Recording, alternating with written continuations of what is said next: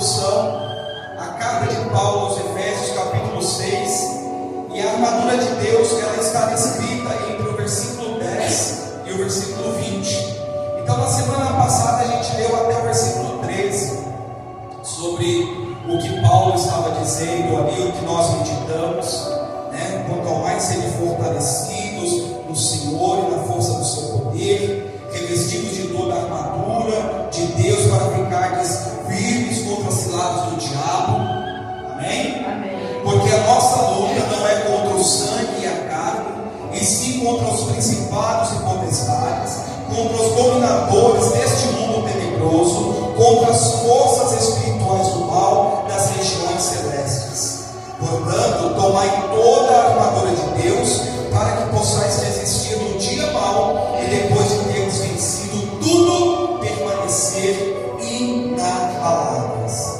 Diga assim, igreja: Deus, eu quero permanecer inabalável. Amém? Amém. Nós precisamos buscar esse poder de Deus, balançar, todo mundo balança, sentir a luta, todos sentem, mas não é porque eu senti uma luta que eu vou me desmoronar, não é porque eu senti um impacto que eu vou desistir. Então veja que Paulo, pelo Espírito Santo, diz, e nós também estudamos semana passada, que nós, quando tomamos a força e o poder de Deus, a gente permanece firme diante do dia mau, porque o dia mau vem sobre todos. Lembra que eu fiz uma pergunta semana passada: quem queria o dia mau? Ninguém queria o dia mau, porque todos nós queremos o dia bom. Todos nós queremos boas notícias, mas a vida, na realidade, ela não é dessa forma. Pastor, mas eu sou de Deus. Sim, você é de Deus. Não é porque você é de Deus que não virá dias de dores, dias de dificuldades sobre você. Mas uma coisa você pode ter certeza: Deus será o seu auxílio. Amém. Glória a Deus. Por que muitas pessoas se enfiam na bebida, no vício do álcool, das drogas? Porque elas procuram um refúgio. Porque quando ela está ali dopada, quando ela está ali tomada pelo álcool, quando ela está tomada ali pelo frenesi da droga, ela se sente por um momento livre daquele problema. Mas a verdade é que quando o problema dela volta, quando o efeito da droga, do álcool e de que quer que seja que ela se refugia passa, ela se sente pior e mais, cada dia pior ainda. Mas quem é de Deus, diga não. Quem é de Deus busca o auxílio do Senhor e se sente bem. Porque Deus consola. Falávamos sobre o Espírito Consolador. Então a missão do Espírito Santo é nos consolar diante das dificuldades, igreja. Amém? E hoje nós vamos estudar o primeiro item. Está dando para ver bem no telão? Estamos de volta com o nosso projetor, glória a Deus. Então hoje nós vamos ler apenas um versículo. Nós vamos estudar o versículo 14 de Efésios capítulo 6. Você pode ler comigo aí, por favor? O que diz no versículo 14? Diz assim: estai, pois, firmes, cingindo-vos com a verdade e vestindo-vos da couraça da justiça. Por favor, repete comigo, igreja. Estai, pois, firmes, cingindo-vos com a verdade e vestindo-vos da couraça da justiça. Glória a Deus. Então veja que nós vamos estudar agora o primeiro item da armadura, a couraça da justiça. Mas antes que a gente estude o item em si, tem as preliminares aqui do que Paulo está falando pelo Espírito. A gente não pode só ir direto ao ponto e dizer: olha, é isso, é tomar a couraça, é vestir a couraça da justiça. Não, olha o que Paulo está dizendo. E é isso que nós vamos estudar. Primeiro, eu preciso estar firme. Diga para você, irmão, você está firme? Pergunta para ele. Pergunta: você está firme? É o que a gente viu ali. Estai, pois, firmes, cingindo-vos com a verdade e vestindo-vos da couraça da justiça. Meu amado, minha amada, vocês vocês que assistem esse vídeo, nós estamos vivendo um tempo em que nós precisamos mais do que nunca estarmos firmes no propósito de Deus. E olha o que eu preparei aqui para vocês: cingir. Quando Paulo fala aqui, firmes, cingindo-vos com a verdade, o que é cingir? É estar à volta de, conter ou incluir em seu interior, fechar, rodear, circundar, cercar, pôr ou usar ao redor de uma parte do corpo, envolver-se, cobrir-se. Tá bom para você ou não? Olha o que significa cingir.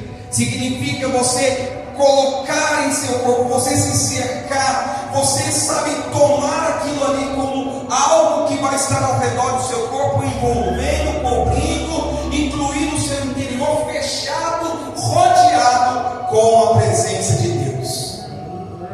Meu amado, minha amada, presta atenção numa coisa muito importante. Para tomar a armadura de Deus, nós precisamos ser pessoas de ação. O cristão, nós cristãos, precisamos ser pessoas de ação, de tomada de atitude. Veja que ele está dizendo aqui, ele não está dizendo, estáis pois firmes, pois o Senhor vai te cingir. Não, ele diz, estáis pois firmes, cingindo-vos. Vamos conjugar aqui, em que tempo, em que verbo que ele está dizendo, cingindo-vos. O que significa? Você deve se cingir, você deve tomar atitude, você deve buscar esse revestimento, você deve buscar essa cerca, você deve buscar colocar ao seu redor, no seu corpo, se envolver, se cobrir. Não é responsabilidade de terceiros, por favor, diga, é minha responsabilidade. Então, para a gente entender que ele está dizendo em que nós devemos cingir, então cingir, nós já entendemos o que significa cingir: envolver-se, cercar-se, ter aquilo no seu corpo, colocar aquilo ao seu redor, estar envolvido naquilo. Então entendemos que quando Paulo está dizendo, estáis pois firmes, cingindo-vos, então há uma ação da nossa parte de tomar aquilo.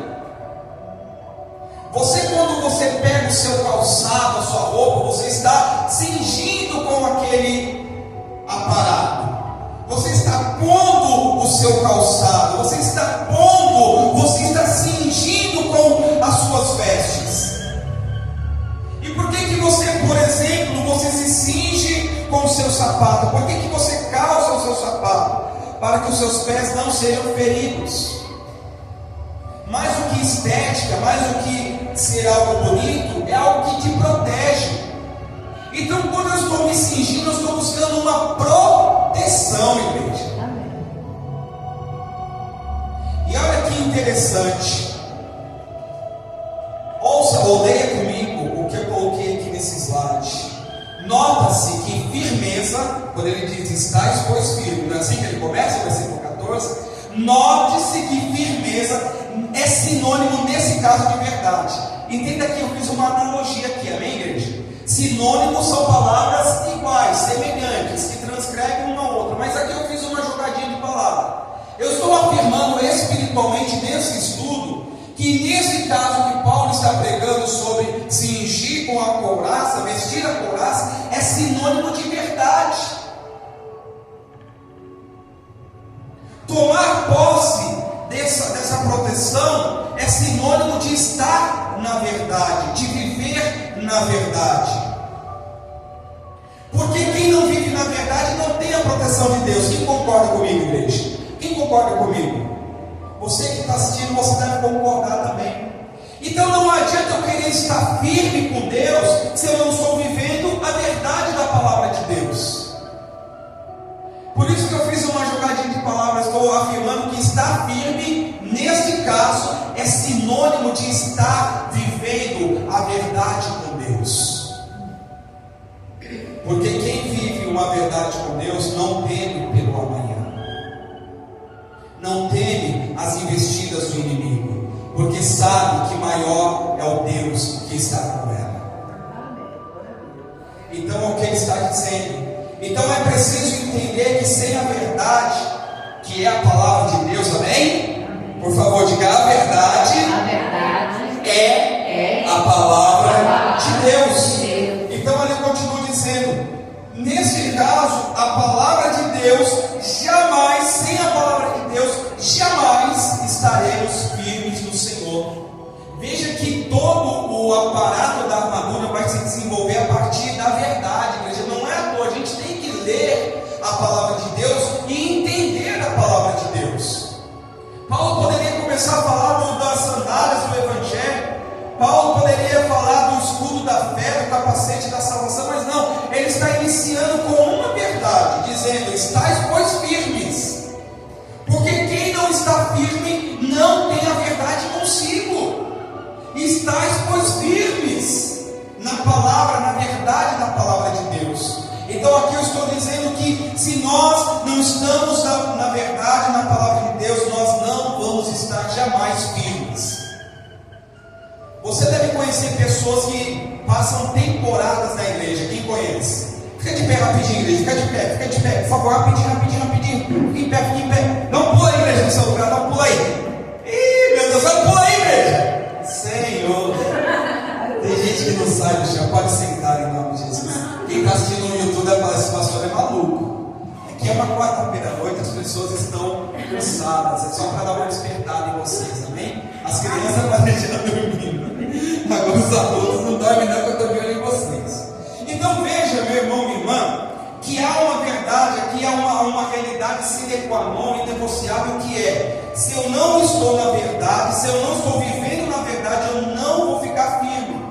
Então, como eu estava perguntando a vocês, tem pessoas que frequentam a igreja, que passam temporadas na igreja, que você conhece, fica um pouco na igreja, sai, vai numa igreja, sai, vai em outra, sai. Como essa pessoa vai firmar na verdade se ela não estiver ali recebendo os preceitos elementares de Deus?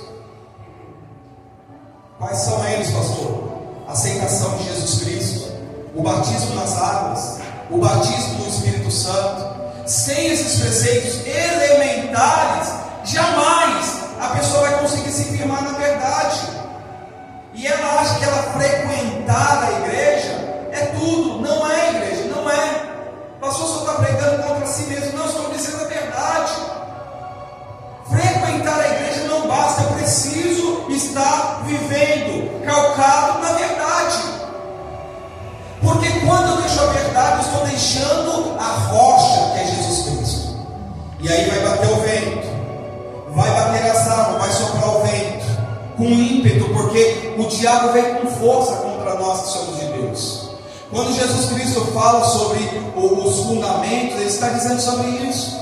O que ele quer dizer? Que a água bate com ímpeto, quer dizer que as lutas, às vezes, elas se potencializam. Tem momentos que a gente passa por lutas tão ferozes, que se a gente não tiver firmado na verdade, a gente cai. E pode ser pastor, pode ser o que for, cai. Se não estiver firmado na verdade, cai. Então Paulo, ele começa a falar sobre os apetrechos, sobre a armadura, mas ele deixa muito claro pelo Espírito para mim e para você: estáis, pois, firmes na palavra, na verdade. Depois você começa a tomar os itens da armadura, mas sem a verdade não tem conversa. Amém, igreja? Diga: sem a verdade, não tem conversa.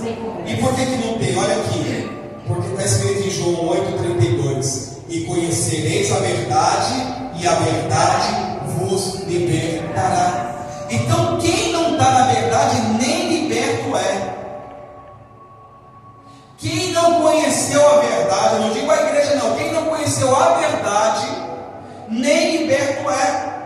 Porque é a verdade que me liberta. Liberta do quê, pastor? De todo mal, do pecado, dos demônios, da mágoa, do ódio. É a verdade que vai me libertar dessas coisas ruins que o diabo sempre está tentando plantar no nosso coração, colocando situações para nos tirar da graça de Deus. Mas quando eu estou na verdade, eu tenho sobre a minha vida libertação. Por isso que ele diz: é cingindo-vos da verdade. Olha que forte. Estais, pois, firmes, irmão, cingindo-vos da verdade. Primeiro, pegue a verdade e leve com você, porque quem fala a verdade não tem medo do amanhã, não é assim? Aqui não tem santos, santíssimos. Tem um monte de pecador, inclusive eu sou um. Quando você esteve ou fez algo que não era verdade, que foi contra a verdade, como que você se sente? Você se sente desarmado espiritualmente. Você se sente mal. Porque quando você não usa da verdade, quando você usa da mentira, o oposto, o antônimo da verdade é mentira. E o pai da mentira, diz a Bíblia, é o diabo. Porque desde o início ele é um mentiroso, ele nunca se firmou na verdade. Então quando você joga com as armas do diabo, você passa para o outro lado. E quando você por um momento passa para o outro lado, você se sente mal. Porque você pensa assim, esse ambiente não é o meu. Eu estou num lugar errado. Já viu quando a gente está na época da escola, você já tinha um time certo, você já tinha a galerinha certa, e de repente você vai para outra turma, você fica todo perdido, você fala, eu estou deslocado, é mais ou menos isso. Quando você está no time de Deus, você se sente em casa. Agora, quando você passa por um instante que seja para o time do diabo, você se sente deslocado, porque aquele não é o seu lugar.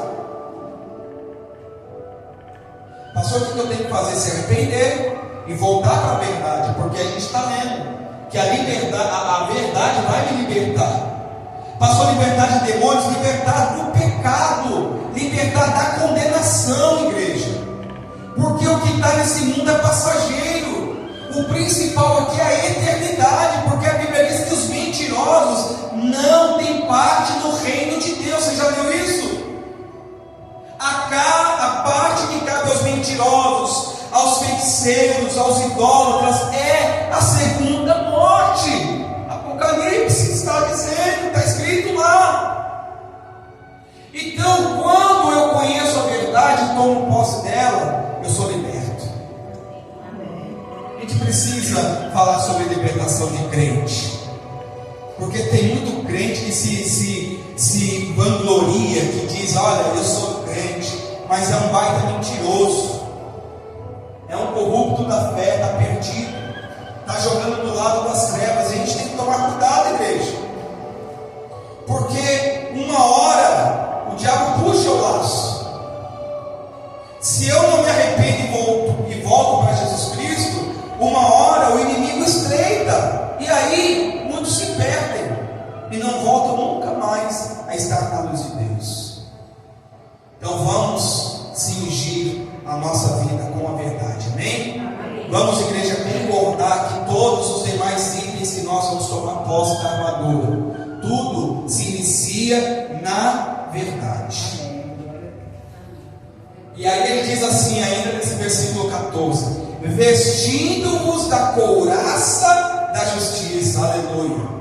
Então cinge-te a verdade e se veste.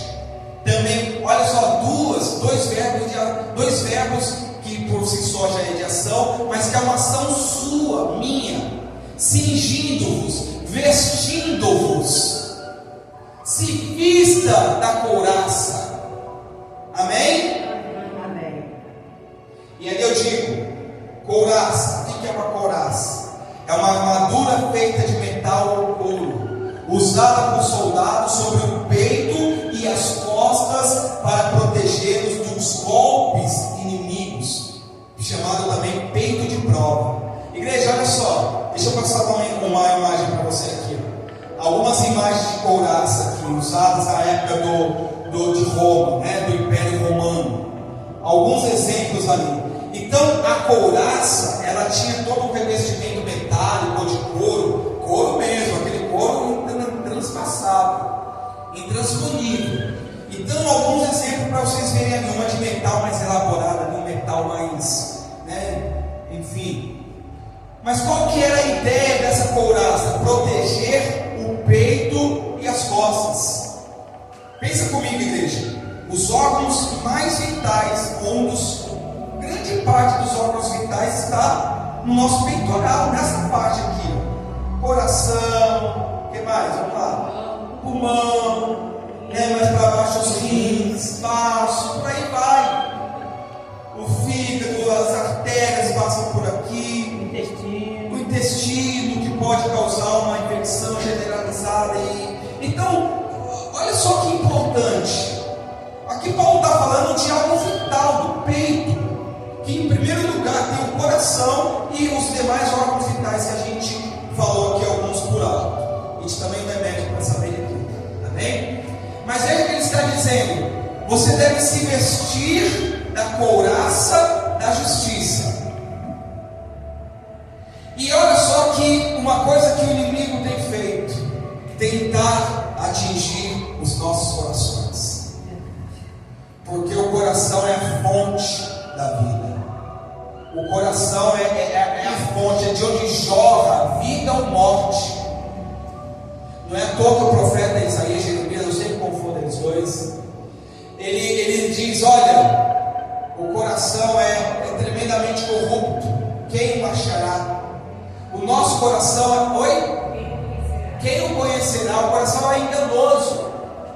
Então veja que o inimigo muitas das vezes quer plantar a sementinha do mal no coração, no crente, colocar algo que vai germinar e vai crescer e vai levar a pessoa à perdição.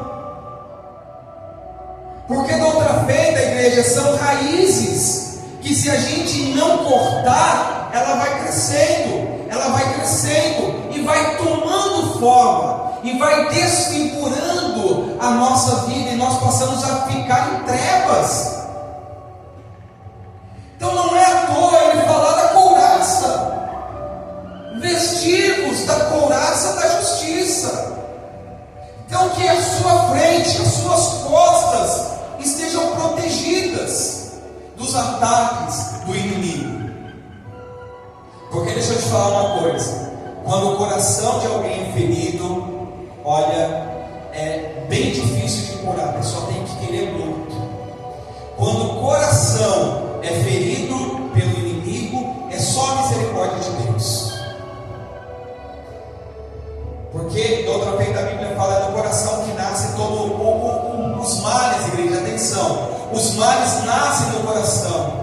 Todo adultério, toda tristeza, toda angústia, todo mal, toda raiz de mal nasce aonde? No coração. O coração é fonte que joga ou para a vida ou para a morte. Por isso que Jesus também falou: olha, vocês não podem ter dentro de vocês duas fontes, uma que joga água boa e água ruim. Do seu coração só pode jorrar um tipo de água, e tem que ser a água cristalina, a água do Espírito Santo de Deus. Mas a gente tem que investir a couraça, porque o inimigo vai tentar, virou ali, ele vai tentar bater, ele vai tentar dar uma brecha. A Bíblia diz que Acabe, ele foi ferido, deixa eu pegar a luzinha aqui que eu sou chique, ele foi ferido lá no esquerdiço. Ele foi ferido aqui, ó, entre a armadura do ombro aqui, os ombrais. Aqui normalmente tinha uma entrada, até mesmo por causa das axilas, né? Se você colocar aço em tudo, você também não movimenta. A Bíblia diz que o coração de Acabe já tinha sido ferido por Jezabel, e ele saiu disfarçado numa batalha. Mas quando eu não estou na verdade, a flecha me acha. A flecha me acha. Então um soldado lançou uma flecha ao léu e feriu Acabe exatamente no único lugar que aquela flecha poderia passar na sua couraça. Mas por que Acabe foi ferido? Porque ele não estava cingido da verdade. Ele queria vestir a couraça da justiça, mas não levava consigo a verdade. Então não adianta eu dizer: mas eu estou protegido, eu estou com a couraça, mas eu não estou vivendo a verdade. A couraça não vai ter serventia, igreja. Isso se a pessoa de fato tiver a couraça, porque sem a verdade, nem a couraça da justiça ela pode se vestir. O inimigo quer uma brecha. Diga: o inimigo quer uma brecha. Então o inimigo fica estudando, igreja, onde que eu vou passar, onde que eu vou atingir, onde tem uma brechinha aqui para eu ferir esse coração. É dessa forma que o inimigo trabalha. Mas como a gente está estudando aqui, se eu estiver vestido a couraça da justiça e cingido da verdade, essa couraça que é espiritual vai me trazer proteção. Porque o inimigo é sujo. Quem ataca pelas costas? Não é quem é sujo, covarde? O inimigo é covarde, é sujo, não tem regras. O diabo não trabalha com regras, ele trabalha com aquilo que é imundo, ilegal, com aquilo que é ruim. Então, se ele tentar te atingir pelas costas, a couraça da justiça também vai estar te guardando. Amém, igreja? Amém. Se o combate vir pela frente, Deus também vai estar te guardando.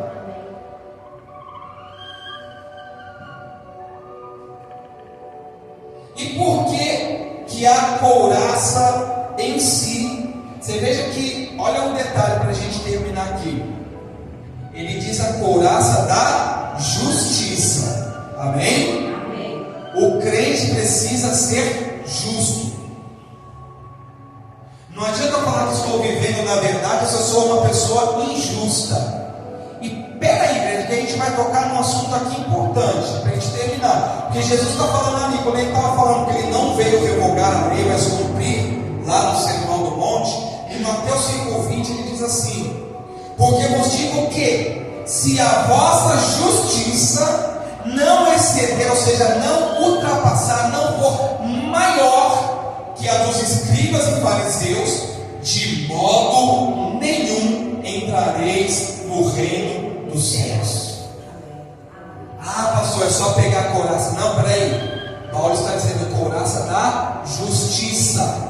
E Jesus está dizendo o seguinte: se vocês não forem pessoas justas e não excederem os religiosos, porque é isso que os fariseus e os escribas eram na ocasião, se a justiça de vocês não for maior do que a deles que são letrados, formados da lei de Moisés, de nenhuma forma vocês vão entrar no reino dos céus. Olha que forte, igreja.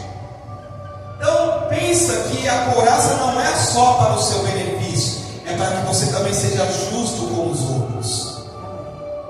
Porque enquanto a gente está falando em benefício próprio, normalmente a gente agrega tudo aquilo ali muito facilmente, mas ele está dizendo a couraça da justiça. Acabe deixou de ser um rei justo e passou a ser um rei injusto, perseguindo Elias, os profetas e fazendo todo o mal com a Jezabel. Então não adiantou ele ter a couraça se ele estava sendo injusto e ter deixado a verdade. A flecha o alcançou e o atingiu. O diabo está lançando, e a gente vai estudar um pouquinho mais na frente, os dardos inflamáveis. A gente vai ter mais 4 estudos aí pela frente. Ele está lançando as flechas para tentar nos parar. Então, para que a minha couraça seja efetiva, em primeiro lugar, o que a gente precisa, igreja? Vamos lá, para vocês entenderem. Está firme, cingindo da verdade, isso. E depois disso, vestir-se da couraça da justiça. Isso, igreja. Então seja uma pessoa justa. O que é seu, o que não é seu. Não é seu, perdão. Pastor, dá para vocês estão espertos. Não, deslizei mesmo. O que é seu, o que é dos outros é dos outros. Seja uma pessoa justa. Não existe esse negócio de crente oportunista que quer tirar proveito dos outros, proveito da dor alheia, proveito dos outros. Não! Para que a couraça seja mantida na minha vida, eu preciso ser justo, porque os justos vão resplandecer na glória dos céus. É para os justos que Jesus Cristo vai dizer: fique à direita, porque vocês são ovelhas do Pai Celeste. Entra no gozo do teu Senhor. Mas para os injustos ele vai dizer: apartai-vos de mim, porque eu não conheço vocês. Quando vieram questionar Jesus sobre o tributo, é justo pagar tributo a César? O que Jesus falou? Daí a César pegou a moeda, né? Mostrou a moeda. De quem é essa efígie? Ah, é de César. Então, daí a César o que é de César, Deus que é de Deus. Tem gente que só quer dar o que é de César, mas a hora que é. E olha que forte que eu vou falar aqui. O Espírito está falando no meu coração. E eu não vou falar de dinheiro, não, tá, igreja? Não vem pensando que eu vou terminar falando. Não, eu estou dando um exemplo que Jesus falou: olha, daí a César o que é de César, Deus o que é de Deus. Tem gente dando a César o que é de César, ou seja, está lutando por si, está correndo pela sua vida, mas na hora de dar o que é de Deus, que é a sua vida em primeiro lugar, não quer dar. Na hora de servir a Deus, de se esforçar por Deus, diz: não, para Deus eu não vou fazer não. E consequentemente, a vida dessa pessoa é uma vida injusta, porque ela só pensa em si própria. O benefício é só para si mesma. Quando é para beneficiar a Deus, ao seu reino, ela se excusa. Como está lá no convite das bodas: não, eu não posso porque comprei uma junta de boi, vou ver, eu não posso porque me casei, eu não posso, eu não posso, eu não posso. As desculpas estão aí. Gaste bastante, dê bastante nessa terra, porque um dia serão cobrados. Um dia Deus vai te falar, isso está lá, também Jesus fala: cadê os dons e talentos que eu te dei? O que você fez com os seus talentos? Você enterrou? Você só se preocupou com o que era de César? Como que você quer ter uma couraça da justiça se você só pensa nas coisas desse mundo? Não, meu irmão, minha irmã, igreja, a gente precisa entender que esses apetrechos são espirituais. E se eles são espirituais, eu preciso estar tributando a Deus o que é espiritual. Quer ter a couraça, mas não quer sacrificar para Jesus na sua vida, só quer viver para si. Então, igreja, vamos terminar com uma conclusão aqui que eu coloquei. Conclusão desse Efésios 6,14: minha firmeza em Cristo fará com que eu caminhe na verdade. Aleluia. Então a minha firmeza, ou a verdade que eu vivo, vai, e o contrário é verdadeiro também, tá bom? Fica à vontade. Se a minha firmeza vai fazer andar na verdade, a verdade vai me fazer ser firme. A minha firmeza me fará andar na verdade, que por sua vez me fará ser uma pessoa justa.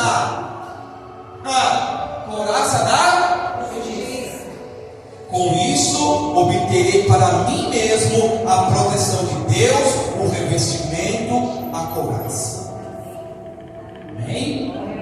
Então, eu quero terminar esse estudo dizendo que a verdade da palavra nos faz estar firmes com Deus. Amém? Nos faz se revestir, nos faz se adornar da verdade, que por sua vez vai nos fazer se vestir da couraça da justiça. E o inimigo pode bater, porque ele não vai conseguir nos atingir, porque estaremos guardados por Deus. Amém? Aplauda Jesus.